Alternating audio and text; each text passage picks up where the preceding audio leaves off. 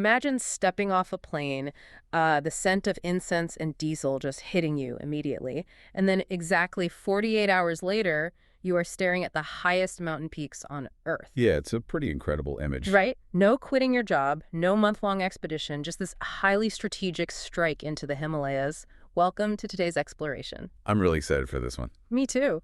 The big question we are tackling today is, can you travel Nepal in a 1 week or under and have a great time? It's basically the ultimate puzzle for the modern traveler. And unfortunately, it's one that people just get wrong constantly. All the time. Yeah, largely because of the internet prioritizing, fantasy over actual topography. Which is exactly why our mission today is to cut through all that digital noise. We are going to be unpacking David's article by David Ways. He's a really renowned Nepal guidebook author. Exactly. We're using his established frameworks to debunk a lot of those online itineraries or those really troublesome AI-generated itineraries, especially when it comes to trekking. Those can be disastrous. Truly. We want to give you the real truth about what you can and can't fit into a week. Because there's a lot you can do in a week. It's just important you hold your expectations in check. And that's what we are there to help you with. Right, because the reality of AI-generated travel plans is that they completely lack spatial awareness. Like, an algorithm will tell you to hike a massive peak and make it back to the city for a casual dinner. Just because the mileage looks short on a map. Exactly. It completely ignores the physical friction of ascending stone staircases at high altitude. Or, well, just the reality of Himalayan traffic. A 7-day trip requires actual precision engineering. It does. Every single day has to pull its weight structurally. Okay, let's unpack this, starting with the logistics of making this short timeline even possible. Because for decades, this destination was exclusively the domain of mountaineers with unlimited vacation time. Yeah, it used to be a massive undertaking just to get there. So what structurally changed in the travel industry to make a 7-day trip viable? The massive shift really comes down to aviation economics. We're seeing a huge surge in budget airlines, establishing regional hubs. Making it way more accessible. Completely. Carriers flying out of Bangkok, Kuala Lumpur, and New Delhi have opened up incredibly accessible routes. You no longer need that grueling 30-hour multi-leg journey from the West. Right. It's become a totally feasible 1-week jump for tourists who are already positioned in Thailand or India. Exactly. The barrier to entry has evaporated. But getting there is only the first variable. David's article makes it really clear that timing your escape is the mechanism that will either make or break the entire endeavor. Oh, the weather window dictates everything, primarily because of the monsoon. And the monsoon isn't just like a light afternoon shower. Oh, no, not at all. It fundamentally alters the terrain. Trails completely wash out. Mudslides become a genuine, serious threat. And the leeches. Yes, the leeches are everywhere. But crucially, the cloud cover just drops down to the valley floor. So if you go for 7 days during the monsoon to see the mountains, you will likely see absolutely nothing but gray fog. It's a total deal breaker. Okay, so if the monsoon is out, what about the cultural calendar? David's article mentions 2 massive festivals, Holi and Dashain. Yeah, the festival timing is super interesting. I would intuitively assume that a highly structured 1-week trip during a massive national festival is just a complete logistical nightmare, like trying to grocery shop on Thanksgiving morning. It's a really logical assumption, but the reality is actually quite the opposite if you understand the local rhythm. Okay, tell me more. Well, let's look at Holi first, the Festival of Colors. Arriving the day before Holi means you step right into a citywide celebration. You literally get pelted with colored powder the moment you leave your hotel, right? Exactly. It is a chaotic, spectacular sensory experience that requires zero planning to enjoy. It just happens all around you. That sounds amazing. But what about Dashain? Because that is the major multi-day national holiday. Doesn't the country effectively shut down? Historically, yes. Administrative offices close for days. 10 years ago, if you needed restricted area permits for a trek during Dashain, you were simply out of luck. Just staring at a locked door. Pretty much. But David's article points out that today, the permit system is managed by online agents. Your trekking agency just handles everything digitally beforehand. Oh, wow. That digital workaround is massive. It effectively neutralizes the bureaucratic delay. Precisely. And there is an unexpected operational bonus to Dashain. It's a time of mass migration. Meaning people leave the capital to return to their home villages? Yes. And because of this, The traffic in the Kathmandu Valley drops significantly. That's a huge win for a short trip. It's a monumental victory. Navigating Kathmandu without the usual gridlock means you can move between cultural sites twice as fast. Okay, so we've established that the gateway is open and the timing is critical. But let's pivot to the primary draw the mountains, the Himalayan trekking reality check. This is the big one. Because this is where David's article delivers some genuine tough love, and where those AI itineraries completely fail the physical reality test. Absolutely. The mountain environment does not care about your flight schedule. Right. Let's analyze the specific treks you can realistically fit into a week. The article highlights 4 primary options. Yeah, it breaks them down really well. We have the classic Gorapani trek, often called Poon Hill, the Australian Camp to Dampus route, the Marty Himmel trek, and Panchase. So many good options, but they're all very different. Let's start with Marty Himmel, because that seems to be the most ambitious one on the list. Ambitious is definitely the right word. I mean, Marty Himmel offers these dramatic, towering, close-up views of the Annapurna Range. It's stunning. It is, and it can technically be done in 3 nights and 4 days. Yeah? But the physiological cost is extreme. How so? Well, it involves a very steep, just relentless climb. You are forcing your body to gain altitude rapidly within a really compressed window. Which demands elite physical conditioning. Exactly. You are not just going for a walk. You are climbing steep, uneven terrain while your body is actively fighting for oxygen. So treating Marty Himmel like a casual weekend hike is basically a recipe for altitude sickness and exhaustion. Without a doubt. It will ruin your trip if you aren't prepared for it. So what is the mechanical alternative for someone who wants that iconic Himalayan experience, but, doesn't want to risk physical collapse on day 3? How does the Gorapani trek compare? The Gorapani, or Poon Hill Trek, operates on a totally different logic. It is really famous for these sweeping panoramic sunrise views. And the elevation profile. It's more forgiving. It's still demanding, don't get me wrong, but the trade-off is isolation. Ah, because it's so popular. Right, because it is the iconic short trek, Yeah. you will absolutely be sharing the trail and the tea houses with plenty of other travelers. It is heavily trafficked. What if isolation is the goal, though? What if you want to avoid the crowds but still only have a few days? Then you look at Panchase. It is heavily forested, way off the beaten path, and deeply rooted in local culture. So less about the towering snow peaks. Yeah, you are trading those snowy peaks for lush, atmospheric ridges and really authentic village interactions. It's a completely different vibe. And then there's Australian Camp to Dampus. Comparing these 7-day itineraries, Australian Camp to Dampus sounds like the most strategic move for someone looking to build a hybrid trip. It really is the smart play for a balanced week. The elevation gain is much gentler. You still secure beautiful views of terraced hillsides and mountain backdrops, but it doesn't drain your physical battery to 0. Exactly, which Mhm. allows you to actually enjoy the second half of your week. I completely agree with that assessment. So to summarize the treks, if you want balance, Australian Camp to Dampus protects your energy. But if you want pure, unadulterated bragging rights and you possess the lungs for it, Marty Himmel is the choice. That sums it up perfectly. But regardless of which trail you choose, there is a logistical absolute that David's article stresses. The infrastructure of your climb must be locked down before you arrive. Yes, non-negotiable. Why is spontaneity so heavily penalized here? Because the domestic transit system in the Himalayas is entirely at the mercy of the weather. Domestic flights to the trailheads are just notoriously unreliable. So a little bit of bad weather just shuts everything down. Instantly.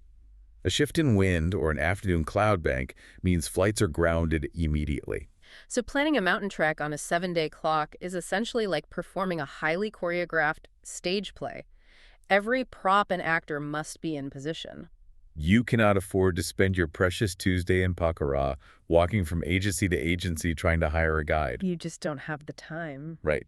The article outlines that you must prearrange your domestic flights, your trekking permits, and a vetted, registered, insured guide prior to landing. Wow. So spontaneity in the mountains when you only have a week is literally the enemy of experience. Exactly. Pre-booking buys you the freedom to actually walk through a rhododendron forest instead of pacing around a dusty permit office in Kathmandu. Okay, let me present a scenario. What if you are looking at all 4 of these treks and thinking, I want to see the peaks, but I refuse to spend 4 days sweating on a trail? That is a very common feeling. Right. Well, David's article provides a fascinating alternative mechanism for this exact person. The daily Everest mountain flights. It is the ultimate logistical bypass. You board a plane in the early morning, and it flies you directly alongside Mount Everest. Yeah, you get the staggering high-altitude perspective without sacrificing more than a few hours of your itinerary. It complete changes the math of a short trip. What's fascinating here is how it highlights a brilliant contrast in travel strategy. The mountains demand rigid, uncompromising pre-planning. But the urban experience is different. Totally. The moment you shift your focus to urban sightseeing and culture, that rigidity actually works against you. The rules of engagement flip completely. Let's transition into that cultural theater. Say you are dedicating a portion of your week to Kathmandu. The sensory overload is legendary, but the traffic can be paralyzing. It can take hours to move a few miles. Right. But David's article offers a very specific mechanical hack for this. The dedicated taxi strategy. The article explicitly recommends hiring a taxi for the entire day, And how much does that run? generally between 2,000 to 3,000 rupees. Why is that so crucial, though? Why not just use local transit or hail rides as you go to different temples? Because public transit in the valley is not designed for rapid tourist movement. It operates on localized hub-and-spoke systems with frequent stops. Which eats up your limited time. Exactly. And haggling with 50 different drivers throughout the day creates severe friction. Spending that flat rate essentially buys you a personal teleportation device. You bypass the negotiation phase at every stop and maximize your ground time. That is brilliant. And another huge factor is where you base yourself in the valley, because that dictates your entire experience. Right. The article points out that staying right in the center of the chaos isn't mandatory.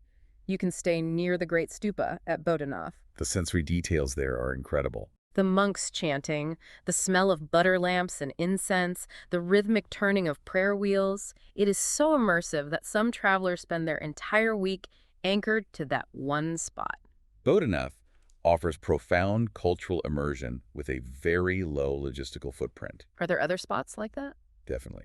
The article highlights Bhaktapur or Panaudi for their architectural preservation. Panaudi is a bit quieter, right? Yes, Panaudi provides a deeply authentic cultural layer without the heavy tourist footprint, while Bhaktapur is famous for its artisan squares and ancient brickwork. If you want to wake up inside a living museum, those are your targets. Absolutely. Let's look at the economics of the urban experience, specifically regarding souvenirs. Almost every broad travel resource points tourists toward Tamil, the famous backpacker district. They do. It's very heavily promoted. But David's article actively directs time-conscious travelers away from Tamil for shopping. Why is that?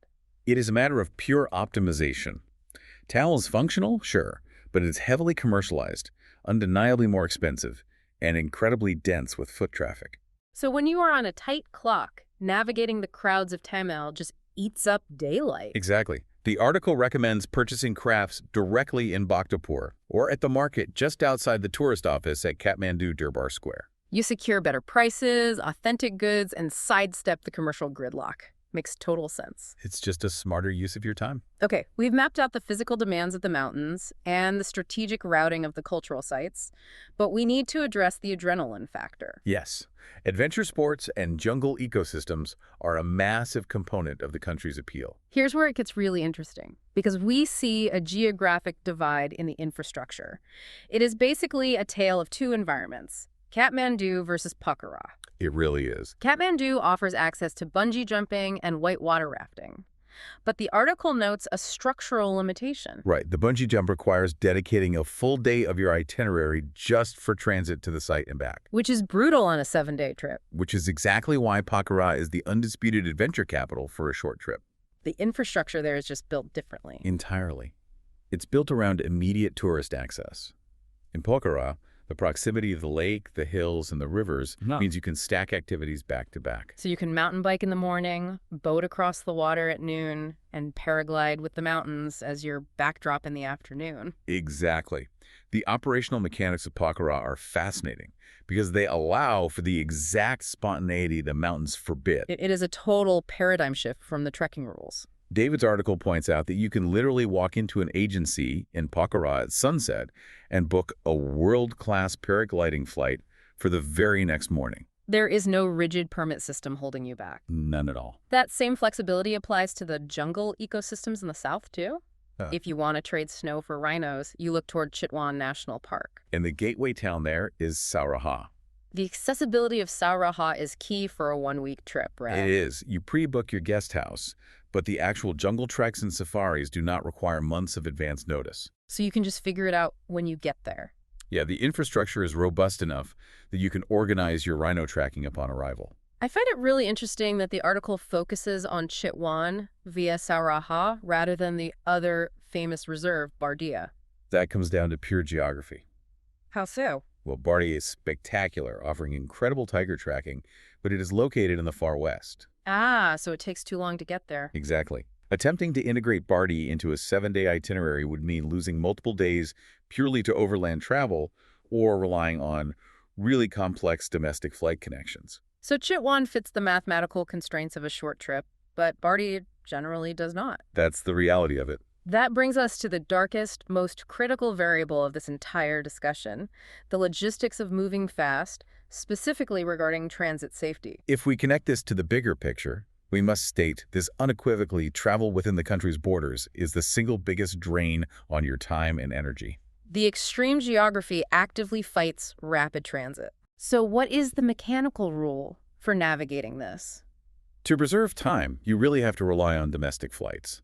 If the weather grounds those flights, or if you must travel overland, the rule is you hire a private car and driver. The temptation for a budget-conscious traveler is always the overnight bus, though. Oh, I know. The logic seems sound, right? I will sleep through the transit and wake up at my destination, saving precious daylight. But David's article takes a highly serious stance against this. Because the physical reality of the road network makes night buses incredibly hazardous. What makes them so dangerous? You are dealing with steep mountain switchbacks, very poor lighting, unpredictable road surfaces, and heavy truck traffic. The fatal accident rate for tourist buses on these routes, especially in the dark, is a really sobering statistic. So prioritizing an overnight bus just to save $50 in a few hours of daylight is a catastrophic miscalculation of risk. It is a literal gamble with your physical safety. When you only have 7 days, a 12-hour delay from a breakdown ruins your itinerary. An accident ruins your life. Investing in a private driver or a flight is basically a mandatory insurance policy for your limited time. That is a crucial warning. On a separate but equally critical logistical note regarding safety and navigation, let's talk about the technology lifeline. Oh, this is essential. There is one specific piece of hardware the article insists on packing. A high-capacity power bank. Because while the national power grid has seen vast improvements over the last decade, the infrastructure is still vulnerable. Definitely. Outages are a reality, particularly in the aftermath of the monsoon season. If your phone battery dies, your entire support system collapses. Yes, your digital maps disappear. Your ability to translate local dialects vanishes. Your digital permit access is gone. And naturally, your camera is dead. In a modern travel context, a power bank is a non-negotiable piece of survival gear. Okay, let's synthesize this blueprint. We started by asking if conquering this complex, mountainous country in a single week was physically and logistically possible. And the verdict is undeniably yes. But it requires fierce intentionality. Completely. Whether you decide to test your physical limits on the steep incline of Mardi Himmel, utilize the Everest flight bypass, spontaneously trek rhinos through the tall grass of Chitwan, or lose yourself in the architectural preservation, the strategy is the same. You discard the AI-generated fantasies. You pre-book your mountain logistics with absolute rigidity, and you leverage the spontaneous infrastructure of hubs like Pokhara to maintain a sense of freedom. You must curate the experience based on the reality of the terrain, not just check boxes on a map. If you are ready to build that tightly curated itinerary, we officially recommend exploring David Way's platform. It's called the Longest Way Home Nepal travel website. His work is fantastic. His guidebooks are fundamentally required reading for anyone attempting to navigate this beautiful, friction-heavy environment on a strict schedule. Before we close, I want to introduce a concept about the psychology of time constraints. Oh, interesting. Let's hear it. We typically view a 7-day trip as a severe limitation, but it leaves you with an interesting question. If the scarcity of a 1-week timeline forces you to be fiercely present, stripping away that procrastinating crutch of, we'll figure it out tomorrow, is the modern digital nomad trend of staying somewhere for 6 months actually diluting the way we travel. Oh, wow. By having endless time, do we lose the urgency to actually experience a place?